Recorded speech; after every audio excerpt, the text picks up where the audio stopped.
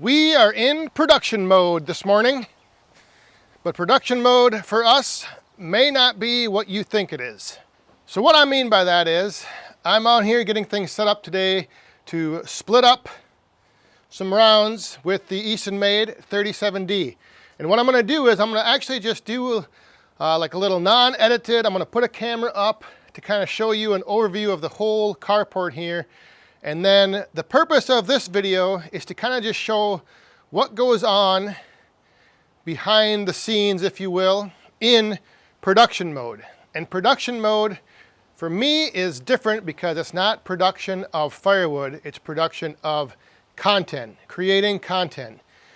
And this is not meant to be like something, comparison of like what I think is wrong and the way I do it is right. I'm not comparing any of that stuff. There's a lot of creators out there who do things, you know, in their own way.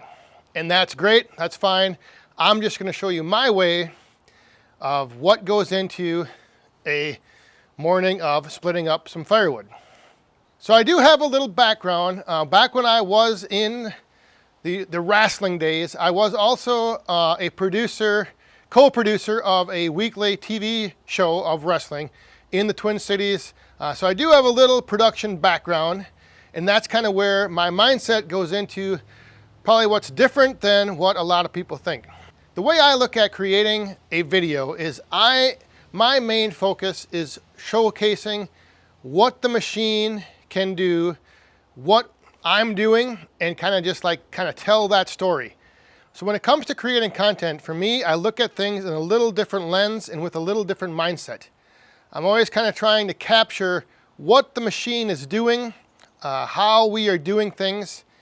And on top of that, one of the things I try not to do, which you're gonna see in this video, one of the things I try not to do is I try to not show like any of my equipment in the shot. So if I have two cameras going, I try not to have the tripod of one camera in the shot of another.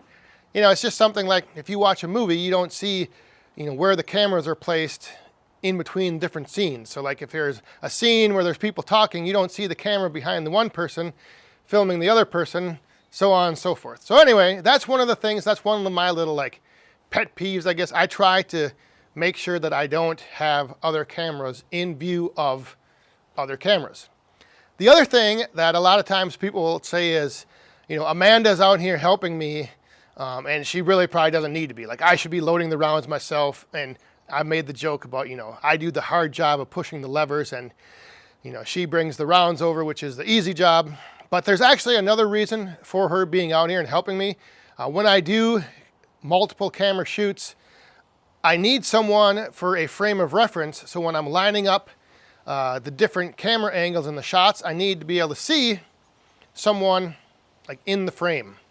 So she helps in that way.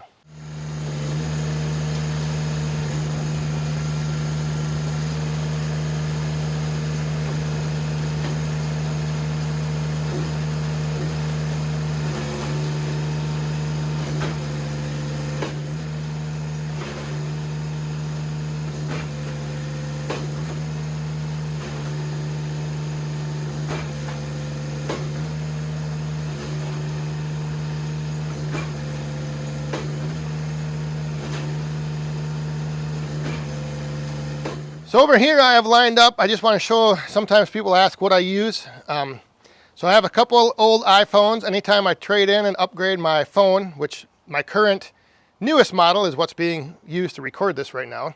So I have a couple older iPhones, I have a GoPro, I have a couple different mounts. This is to wear around my neck and I can actually magnetically attach a phone to it. Here are my mics. I have another couple little clamps for the GoPro. This thing right here attaches to like the bars of the carport, the beams here, the poles. So I can attach that.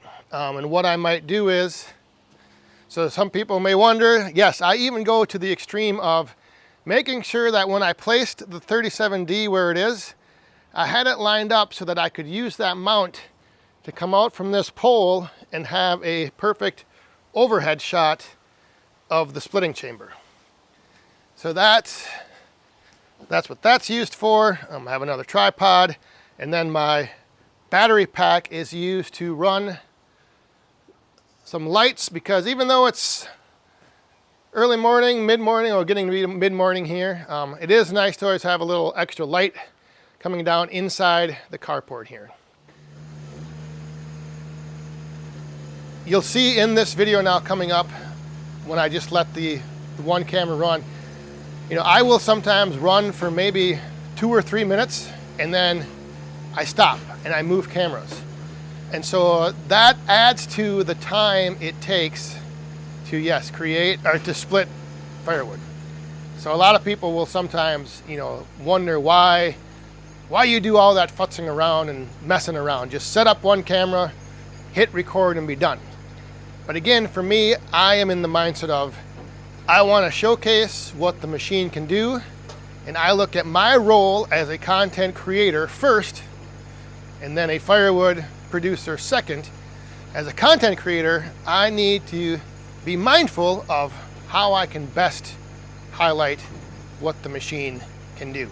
And so if that means running for 3 minutes, stopping, moving the cameras, running for another 3 minutes, stopping, moving the cameras, you know, that's what I'm going to do.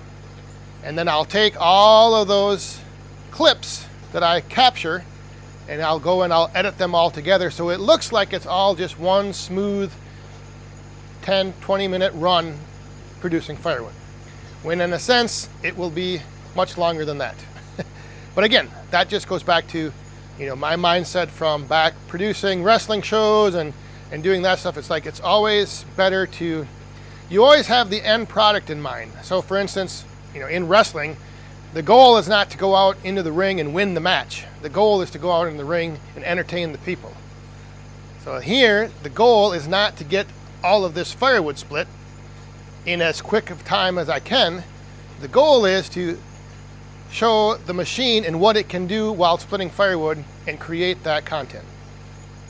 The other thing that this does is this allows me to capture a lot of footage from many different angles that I might not use all of it in the video that will come out after this.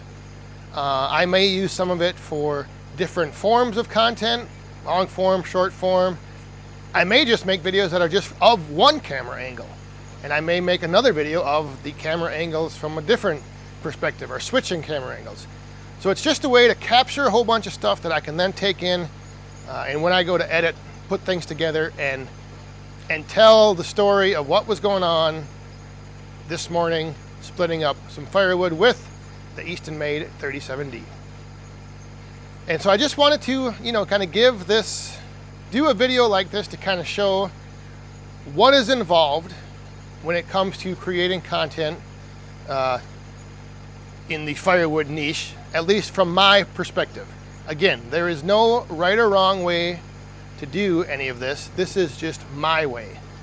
And from the background and the experience that I have, I find that when I have the opportunity to spend the extra time and put in the extra time to create a piece of content that will showcase what I'm doing and the machines I'm using in the best way possible, I like to put in that little extra effort and do that.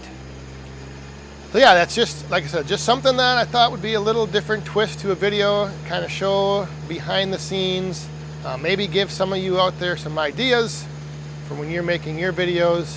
It's just, you know, you have to have the mindset going in. You have to think about where you want to place cameras. You have to think about what you're going to be doing. And you also have to, as funny as it may sound, I will go to the extreme of, if I want to make a camera change, I might run a log through and then stop the splitter before the return cycle, and then that way I know I can switch that camera angle on the return cycle and start up again. Kind of quirky, probably kind of a little, maybe extreme, but again, that's just sometimes, not all the time, sometimes that's the way I like to do things. Some days I just have limited time and I'll just come up here and I will just set up one camera. And so set up one camera, but I'll still do where I stop like every couple minutes, switch, And then once I put it all together, it just flows and looks like a nice little session of splitting. Yeah, it's a different perspective and a different mindset. And this may help, again, people understand that about creating the content, and it may help other creators get some ideas of maybe how to do things. So hope you all enjoyed that look behind the curtain here in the Back 40 Firewood woodyard. Thanks for watching. We'll see you next time. Stay safe, have fun, and be cool.